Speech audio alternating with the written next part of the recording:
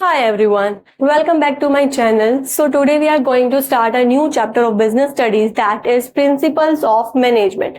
ये चैप्टर बहुत ही interesting chapter है। पर्सनली कहूँ मेरा तो फेवरेट चैप्टर है। हालांकि बच्चे इसमें कंफ्यूज होते हैं क्योंकि बहुत सारे प्रिंसिपल्स आ जाते हैं, मिक्स मैच हो जाता है। बट अगर आप एक एक प्रिंसिपल को अच्छे से स्टडी करेंगे तो देखना ये बहुत ईजी हो जाएगा। आज की क्लास थोड़ी सी लेंदी होने वाली है, बट लेंदी होने के साथ साथ ये इंटरेस्टिंग भी होने वाली है। So let's begin. Principles of management. देखो, इससे पहले हमने चैप्टर 1 किया था, दैट इज मैनेजमेंट, जिसमें हमने मैनेजमेंट क्या होता है, उसके क्या क्या फीचर्स होते हैं वगैरह वगैरह हमने डिस्कस किया था। तो मैनेजमेंट तो सबको पता ही है। अब प्रिंसिपल्स क्या होता है बच्चे? These are the broad and general guidelines है। ये क्या है? ये गाइडलाइंस है कैसे हमारे को मैनेज करना है चीजों को, क्या क्या चीजें फॉलो करनी है, डिसीजन कैसे लेने हैं वगैरह वगैरह। तो वो क्या है? Principles. Principle are broad and general guidelines for decision making and behaviour of management. Simple sober definition है। ओके, अब बच्चे दो पर्सन थे इस चैप्टर में, हमें यही पढ़ना है। उन्होंने अपने अपने प्रिंसिपल्स दिए थे। One is Henry Fayol. आज हम उसी के प्रिंसिपल डिस्कस करने वाले हैं। ओके, इसके टोटल 14 प्रिंसिपल्स हैं। ओके, आज की क्लास में हम 7 प्रिंसिपल्स लेके चलेंगे। ओके, फर्स्ट प्रिंसिपल आता है हमारे पास जो हेनरी फेयोल ने दिया था, that is division of work.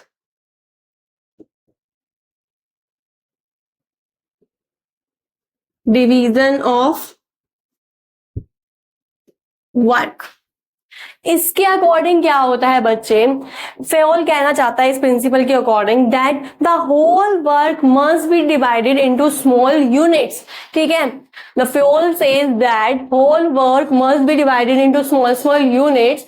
Instead of assigning the whole work to one person, the work should be divided. ठीक है, हम एक ही पर्सन को सारा वर्क दे रहे हैं, क्या होगा? वो कहीं ना कहीं बर्डन हो जाएगा उस पर और काम अच्छे से नहीं कर पाएगा। अगर हमने वर्क को डिवाइड कर रखा है स्मॉल यूनिट में, कोई पर्सन कोई काम संभाल रहा है, कोई पर्सन कोई काम संभाल रहा है, तो क्या होगा? काम अच्छे से होएगा, टाइम पे होगा, ठीक है, परफेक्टली होगा। ठीक है, तो डिवीजन ऑफ वर्क में हम यही कहेंगे, Fayol says that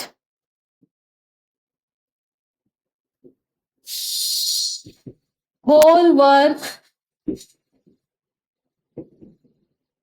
must be divided into small units. Okay, instead of assigning the whole work to one person only, the work should be divided between the person on the basis of their capabilities, qualification, experiences, interest. हम work को divide कर दे person के according, person के जिस चीज में interest है, उसकी क्वालिफिकेशन, उसके एक्सपीरियंस के अकॉर्डिंग हमने वर्क को डिवाइड कर दिया। तो क्या होगा? पर्सन का जिसमें इंटरेस्ट होगा, जिसमें उसका एक्सपीरियंस होगा, वो उसमें अच्छा दे पाएगा। राइट, ये तो था डिवीजन ऑफ वर्क में फेयोल ने क्या कहा था। अब क्या होगा अगर मैं इस प्रिंसिपल को फॉलो करूंगी? तो रिजल्ट्स क्या होंगे इसको फॉलो करने के? तो सबसे पहला हम यही बताएंगे बच्चे, leads to specialisation. Leads to specialisation. अगर मैं इस प्रिंसिपल को फॉलो करूंगी तो क्या आ जाएगी? स्पेशलाइजेशन। अब इसी को डिफाइन कर दो, स्पेशलाइजेशन होता क्या है? When a person doing same work again and again, एक ही काम को वो बार बार कर रहा है, then he will become perfect in that work. ठीक है, बार बार हम एक ही चीज को करे जा रहे हैं तो हम उसमें परफेक्ट बन जाएंगे। Right, this is not to be as specialisation. ठीक है, अब वर्क को डिवाइड कर दिया तो एक पर्सन का एक ही काम है, वो वही काम करेगा। ठीक है, एग्जाम्पल ले लो, जनरली हमारी टीचर हमें जो देती थी, बहुत सिंपल सोबर एग्जाम्पल है, जैसे कि बच्चे बैंक्स का ये बुक्स में भी गिवन है। ठीक है, क्या होता है बैंक में? One person is handling cash, one person is making entries, okay, one person is handling FDs, one person is giving loans. मतलब हर पर्सन के पास अपना अपना काम है। ठीक है, वर्क क्या है? डिवाइडेड है, तो किसी भी पर्टिकुलर बर्डन नहीं है, वो सिर्फ अपने काम पे ध्यान देगा। ठीक है, वर्क क्या होगा? डिवाइडेड। अब जो पर्सन कैश को संभालने का काम है, उसमें क्या बार बार वो करते करते उसमें स्पेशलाइज हो जाएगा। ठीक है, परफेक्ट हो जाएगा, स्पेशलाइजेशन आ जाएगी। ठीक है, एक और एग्जांपल ले सकते हैं हम। एक कंपनी है फर्नीचर मैन्युफैक्चरिंग की, उसका काम क्या है? फर्नीचर मैन्युफैक्चरिंग का।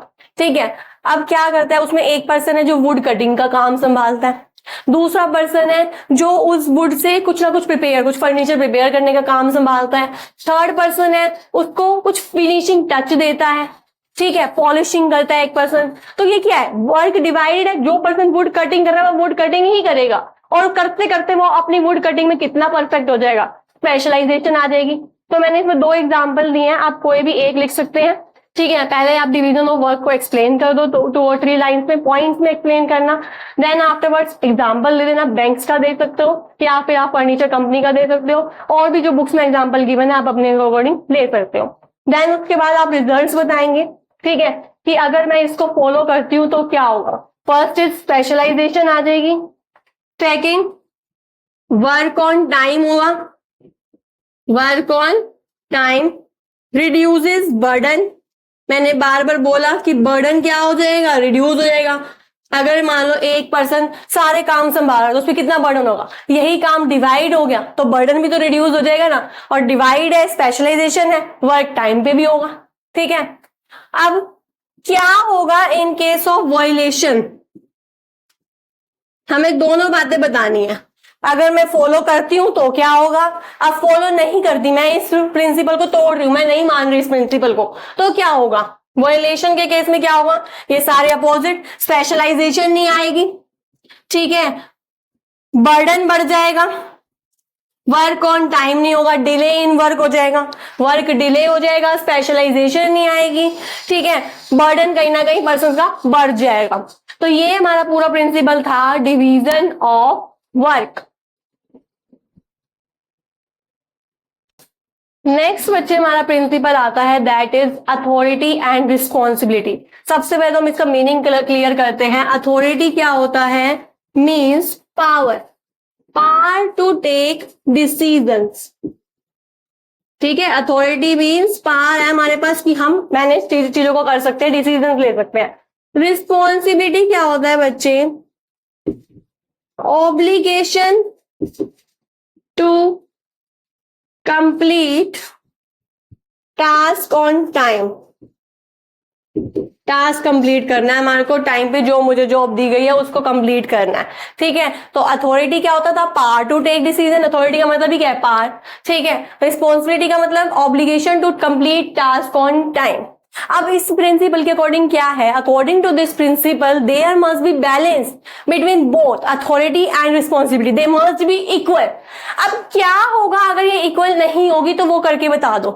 इन केस अथॉरिटी ज्यादा है बच्चे रिस्पॉन्सिबिलिटी से, A is greater than R, authority ज्यादा है रिस्पॉन्सिबिलिटी से, अथॉरिटी एक्सेस है, तो क्या होगा बच्चे, एम्प्लॉइज कहीं ना कहीं उनके पास पावर है, ठीक है, रिस्पॉन्सिबिलिटी उनके पास है नहीं इतनी, तो वो अपनी पावर का मिसयूज करेंगे। क्लियर, ठीक है, अथॉरिटी ज्यादा, किसी को ज्यादा पावर आ जाएगी तो वो मिसयूज करने लगता है। ठीक है, अब उल्टा हो गया, यहाँ पे जब अथॉरिटी ज्यादा थी तो पावर मिसयूज। ठीक है, जब उल्टा हुआ, R is greater than A, responsibility ज्यादा है अथॉरिटी से, तो क्या होगा, target not on time, power ही नहीं है ना हमारे पास, target will not on time, will not complete on time. ठीक है, तो इसलिए कहते हैं according to this principle there must be balance between authority and responsibility. कैसे डिफाइन करेंगे, पहले अथॉरिटी डिफाइन कर दो, रिस्पॉन्सिबिलिटी डिफाइन कर दो, फिर बता दो according to this principle there must be balance. ठीक है, फिर हम ये दोनों सिचुएशन बता देंगे इस प्रिंसिपल में। If A is greater than R, power का मिसयूज हो जाएगा, if R is greater than A, target will not on time. ठीक है, तो there must be balance between both of them. Example ले लो, प्रोडक्शन डिपार्टमेंट के पास ऑर्डर आया है कि अपनी प्रोडक्शन 500 से 700 इंक्रीज कर दो। ठीक है, पर डे हमारे को 700 प्रोडक्शन करनी है, जीन्स मैन्युफैक्चरिंग कंपनी कोई सी भी है। ठीक है, अब हुआ क्या, उसके पास रिस्पॉन्सिबिलिटी तो आ गई कि मुझे 700 प्रोडक्शन करनी है, पर उसको प्रोडक्शन डिपार्टमेंट के पास ये नहीं आया कि तुम्हारे पास पावर भी है, तुम रॉ मटेरियल परचेज कर सकते हो। कहा तुम पहले 500 परचेज कर प्रोड्यूस करते थे, अब तुम 700 प्रोड्यूस करना है, 200 प्रोडक्शन ज्यादा हो गई, अब उसके लिए ज्यादा रॉ मटेरियल लगेगा, तो कहीं ना कहीं हमारे को पावर ही नहीं मिली। ठीक है, अब मेरे पास क्या हुआ, रिस्पॉन्सिबिलिटी तो ज्यादा है, अथॉरिटी है ही नहीं, तो क्या होगा, टारगेट टाइम पे अचीव नहीं हो पाया। अब प्रोडक्शन डिपार्टमेंट जाके खड़े हो गए कि भाई टारगेट तो हम कंप्लीट नहीं कर पाए। भाई डिपार्टमेंट हेड ने पूछा कि क्यों नहीं कंप्लीट हुआ, ठीक है, अब तुम रिस्पॉन्सिबल हो। तो वो कहता है मैं कैसे रिस्पॉन्सिबल हूं भाई, ऑब्वियसली बात है, क्योंकि उसके पास पावर नहीं थी तो वो रिस्पॉन्सिबल नहीं कहलाएगा। In that case head he responsible कहलाएगा। ये केस स्टडी में क्वेश्चन बन के आ जाता है कि भाई टारगेट अचीव नहीं हो पाया तो कौन इसमें रिस्पॉन्सिबल है, इन दैट केस वो हेड ही रिस्पॉन्सिबल माना जाएगा। प्रोडक्शन डिपार्टमेंट रिस्पॉन्सिबल नहीं है, बिकॉज उनके पास पावर ही नहीं थी रॉ मटेरियल परचेज करने की, तो कैसे वो टारगेट अचीव करते। ठीक है, अब क्या होगा, इसके रिजल्ट्स क्या है अगर मैं इस प्रिंसिपल को फॉलो करती हूं, कॉन्सिक्वेंसेस क्या होंगे। तो सबसे पहले टारगेट ऑन टाइम हो पाएगा, ठीक है, target will achieve on time, ठीक है, no misuse of power, power का कोई मिसयूज नहीं हो पाएगा, ठीक है। अब सिस्टमेटिक वर्किंग होगी। और क्या होगा अगर मैं इस प्रिंसिपल को वायलेट कर दूं, तो टारगेट टाइम पे अचीव नहीं हो पाएगा, सिस्टमिक वर्किंग नहीं हो पाएगी, कहीं ना कहीं पावर्स का मिसयूज हो जाएगा। ओके, नेक्स्ट हमारे पास आता है डिसिप्लिन। डिसिप्लिन क्या होता है, refers to rules and regulation, refers to rules regulation following code of conduct, ठीक है, जो हमारे रूल्स रेगुलेशन है उन सबको फॉलो करना।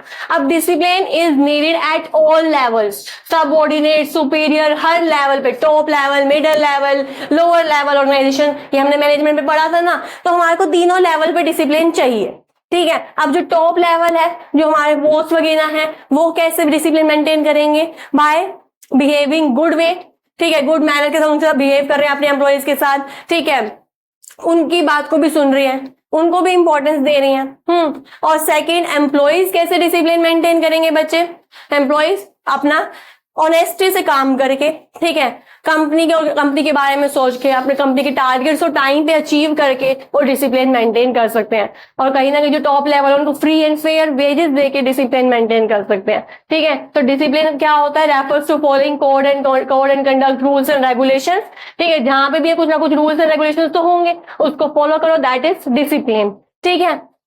इसमें हम दोनों बातें बताएंगे, discipline is needed at all levels of organisation, ठीक है, एट ऑल लेवल्स, ठीक है। फिर बता दो कि टॉप लेवल जो बॉस वगैरह है वो कैसे डिसिप्लिन मेंटेन कर सकते हैं, by giving free and fair wages to their employees, ठीक है। और एम्प्लॉयज कैसे डिसिप्लिन, अब एम्प्लॉयज को भी डिसिप्लिन मेंटेन करना है ना, वो कैसे करेंगे, ठीक है, बाय ऑर्गेनाइजेशन गोल को अचीव करवा के, टारगेट ऑन टाइम पे अचीव करवा के एम्प्लॉयज करेंगे, ठीक है, ऑनेस्टली अपना काम करके डिसिप्लिन को मेंटेन करेंगे, ठीक है। तो दोनों बातें बतानी है, टॉप लेवल कैसे मेंटेन करेगा, लोअर लेवल एम्प्लॉयज कैसे मेंटेन करेंगे, बॉस वगैरह कैसे मेंटेन करेंगे, क्लियर। अब क्या होगा कि मैं अगर इस प्रिंसिपल को फॉलो करती हूं तो क्या होगा, टारगेट टाइम पे अचीव हो पाएगा, सेम वही सिस्टमेटिक वर्किंग हो पाएगी, ठीक है, मोटिवेशन मिलेगा, एम्प्लॉयज भी खुश रहेंगे, बॉस वगैरह भी खुश रहेंगे, ठीक है।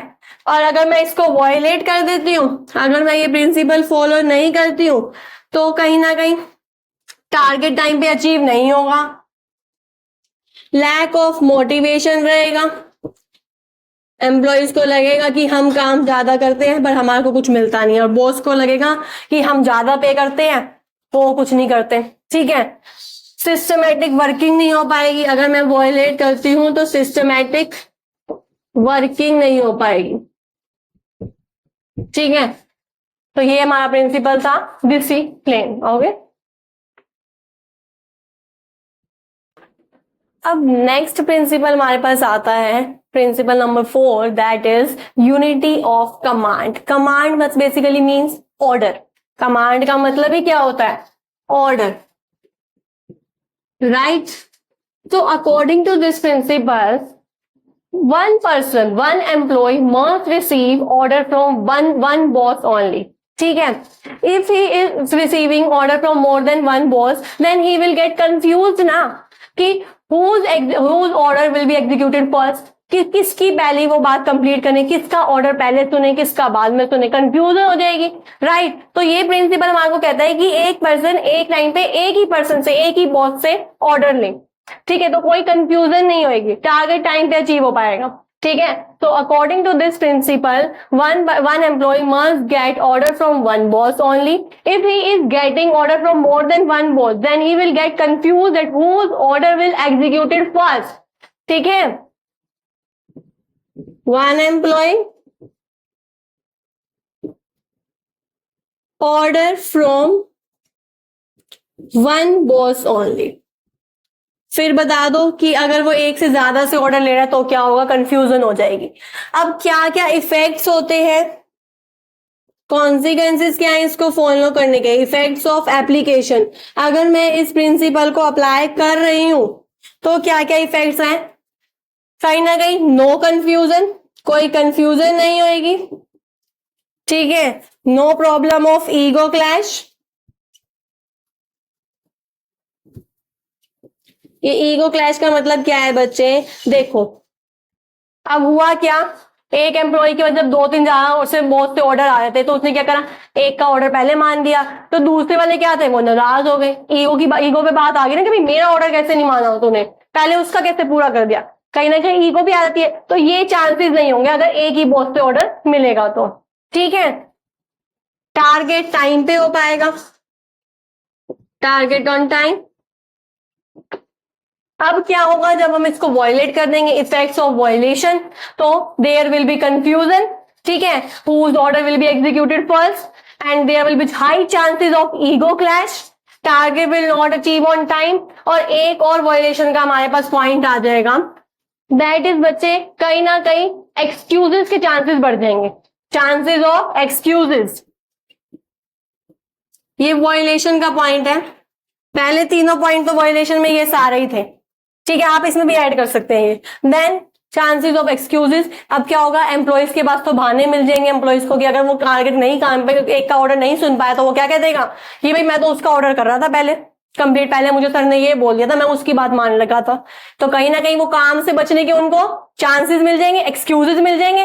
Right, so chances of excuses. Okay, next हमारे पास आता है यूनिटी ऑफ डायरेक्शन. एक था यूनिटी ऑफ कमांड. इसमें हमें क्या बता रहा था कि एक पर्सन एक टाइम पे एक ही बॉस से ऑर्डर ले ताकि कोई कंफ्यूजन ना हो, कोई ईगो क्लैश के चांसेस ना हो, कोई बहाने ना दे सके. ठीक है, टारगेट टाइम पे अचीव हो सके. यूनिटी ऑफ डायरेक्शन क्या है, वन यूनिट वन प्लान. एक यूनिट का एक ही प्लान होगा. ठीक है, इसका मतलब क्या, according to this principle efforts of all department, all employees must be directed. Direction है तो कहीं ना कहीं directed towards one direction, towards one direction, that is achievement of common goal of organization. Common goal of organisation, जो organisation का बच्चे common goal है ना कि ऑर्गेनाइजेशन का ये गोल है कि मुझे ये अचीव करना है, तो सारे डिपार्टमेंट्स जितने भी डिपार्टमेंट है, सेल प्रोडक्शन वगैरह वगैरह जितने भी डिपार्टमेंट, सबका एक ही फोकस होना चाहिए कि भाई हमारे को तो इसी डायरेक्शन में लेके चलना. ठीक है, मुझे तो यही गोल अचीव करना है. ओके, तो efforts of all department, all employees must be directed toward one direction, that is achievement of common गोल. ठीक है, एग्जांपल ले लो, ऑर्गेनाइजेशन का गोल है कि उन्हें इस टाइम पे इस मंथ के अंदर सेल्स को 20% इंक्रीज करना है. ये पूरी ऑर्गेनाइजेशन का गोल है. ठीक है, तो सारे के सारे डिपार्टमेंट क्या फोकस करेंगे, प्रोडक्शन सेल्स सबका एक ही फोकस होगा कि हमें भी 20% इंक्रीज करना. ठीक है, बजाय इसके कि वो अपने प्रोडक्शन डिपार्टमेंट पे ध्यान दे, उन्हें कॉमन गोल पे अचीव करना. ओके, सो इसमें आप यही एग्जांपल दे सकते हैं that there is a goal of organisation to increase the sale of 20%, then all employees, all department must be directed towards the same direction for achievement of 20% increase in sale. ठीक है, ये था हमारे पास unity of direction. अब क्या क्या effects होंगे इसको अगर मैं अप्लाई करूंगी तो ऑर्गेनाइजेशन का गोल अचीव हो जाएगा, सिस्टमैटिक वर्किंग होगी. ठीक है, और इसको मैं वायलेट कर दूंगी तो सिस्टमेटिक वर्किंग नहीं हो पाएगी, ऑर्गेनाइजेशन का गोल अचीव नहीं हो पाएगा, डिले इन वर्क हो जाएगा, ओके, टारगेट टाइम पे अचीव नहीं हो पाएगा। That is unity of direction. It states that according to this principle, one unit one plan, all the efforts of the employees department, all department must be directed towards the achievement of common goal of organisation. Example दे दिया 20% increase in sale, ठीक है, क्या क्या effects होंगे, क्या क्या violation होगा, वो हमने डिस्कस कर लिया। Now our next two principles, that is subordination of individual interest to general interest। होता क्या है बच्चे ये? इंडिविजुअल इंटरेस्ट का मतलब हमारे पर्सनल ऑब्जेक्टिव्स।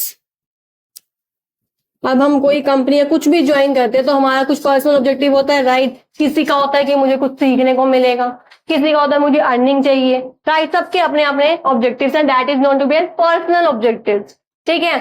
और जनरल इंटरेस्ट क्या होता है बच्चे? ऑर्गेनाइजेशनल ऑब्जेक्टिव, ठीक है। जो जिसको भी हमने ज्वाइन करा है उसका क्या ऑब्जेक्टिव है? Organisation objective. तो अकॉर्डिंग टू दिस प्रिंसिपल, ये प्रिंसिपल हमें क्या कहता है बच्चे? The organisational objective, organisational interest, the general interest must supersede the individual interest. Supersede मतलब जो हमारा ऑर्गेनाइजेशनल ऑब्जेक्टिव है ना, वो आगे होना चाहिए, और ये इंडिविजुअल इंटरेस्ट को हम बाद में सोचेंगे, उसको भी पीछे रखो। सबसे पहला हमारा फोकस किस होना चाहिए? ऑर्गेनाइजेशनल ऑब्जेक्टिव पे, ठीक है। तो according to this principle, organisational interest must supersede, मतलब ये आगे होना चाहिए, to individual interest, okay.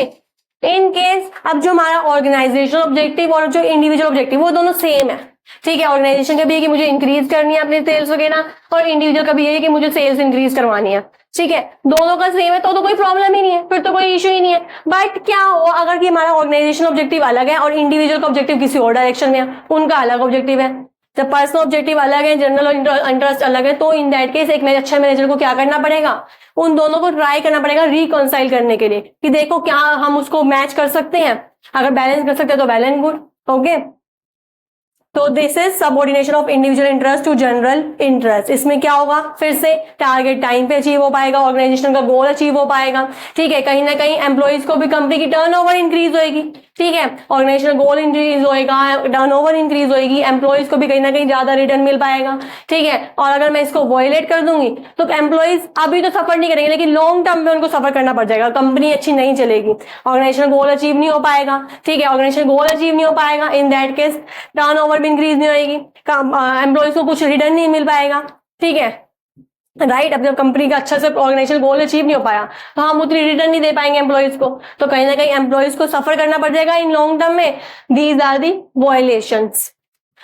Next हमारे पास आता है आज की क्लास का last principle, remuneration of person. Remuneration basically means wages, salary वगैरह, अगर ये सब किसमें आता है? रिम्यूनरेशन में, ठीक है। आप कोई काम करा उसके बदले हम उसको कुछ रिटर्न देते हैं, वेजेस की फॉर्म में देते हैं, सैलरी की फॉर्म में देते हैं, that is not to be as remuneration, ठीक है। तो इस प्रिंसिपल के according to this principle, free and fair wages given to employees, ठीक है। आपने एम्प्लॉयज को free and fair wages without any discrimination उनको फेयर वेजेस देनी चाहिए, ठीक है। अब वेजेस देने के लिए हमारे को क्या क्या कंडीशंस माइंड में रखनी है? Bye keeping in mind these 3 conditions. सबसे पहला, minimum wages act of government, कि जो वेजेस एक्ट में कितनी वेजेस मेंशन है, मिनिमम वेजेस वहां से हम वो भी देख के ध्यान में रख के चलेंगे। और next is your financial capacity, कि हमारी कितनी फाइनेंशियल कैपेसिटी है देने की अभी, ठीक है। देन उसके बाद wages and salary given by competitor. Most important है कि भाई हमारा सामने वाला जो कॉम्पिटिटर है वो कितने पैसे प्रोवाइड कर रहा है, कितनी वेजेस दे रहा है, सैलरी कितनी दे रहा है। अगर हमारे एम्प्लॉयज को उससे ज्यादा मिलेगी तो वो वहां जाके शिफ्ट हो जाएगा, राइट। तो हमें कहीं ना कहीं इन तीनों पॉइंट्स को ध्यान में रख के अपना एक कॉमन वेजेस सेटअप करना पड़ता है, ठीक है। क्या क्या? गवर्नमेंट का वेजेस एक्ट क्या है, हमारी फाइनेंशियल कैपेसिटी कितनी है, और wages and salary given by competitor, हमारा कॉम्पिटिटर कितनी दे रहा है, ठीक है, that is remuneration of person according to this principle, free and fair wages, wages must be given to the employees, ठीक है, no discrimination and by keeping in mind following condition, 3 condition थी, minimum wages act को ध्यान रखो, financial capacity को ध्यान में रखो, वेजेस एंड सैलरी कॉम्पिटिटर कितनी दे रहा है वो ध्यान में रखो, ठीक है। इससे क्या होगा, एम्प्लॉइज कहीं ना कहीं मोटिवेटेड रहेंगे, वो अपने काम में 200% अपने बेस्ट देने की कोशिश करेंगे, अब वो मोटिवेटेड है तो अपने काम में और अच्छा देंगे, ठीक है, टारगेट अचीव हो पाएगा टाइम पे, ऑर्गेनाइजेशन गोल अचीव हो पाएगा कंपनी का। तो ये क्या है, effects of application of this principle, target time पे अचीव हो पाएगा, सिस्टमेटिक वर्किंग हो पाएगी, एम्प्लॉइज मोटिवेटेड रहेंगे, they will give best in their work. और अगर यही वायलेट कर देंगे हम इन प्रिंसिपल को तो क्या होगा, एम्प्लॉइज मोटिवेटेड नहीं रहेंगे, वो छोड़ के चले जाएंगे, ठीक है, डिमोटिवेटेड रहेंगे, अपने काम में ज्यादा बेस्ट नहीं देंगे, ठीक है, ऑर्गेनाइजेशन गोल अचीव नहीं हो पाएगा। That's it, thanks for watching. बाकी प्रिंसिपल हम नेक्स्ट क्लास में डिस्कस करेंगे, तब तक के लिए बाय बाय।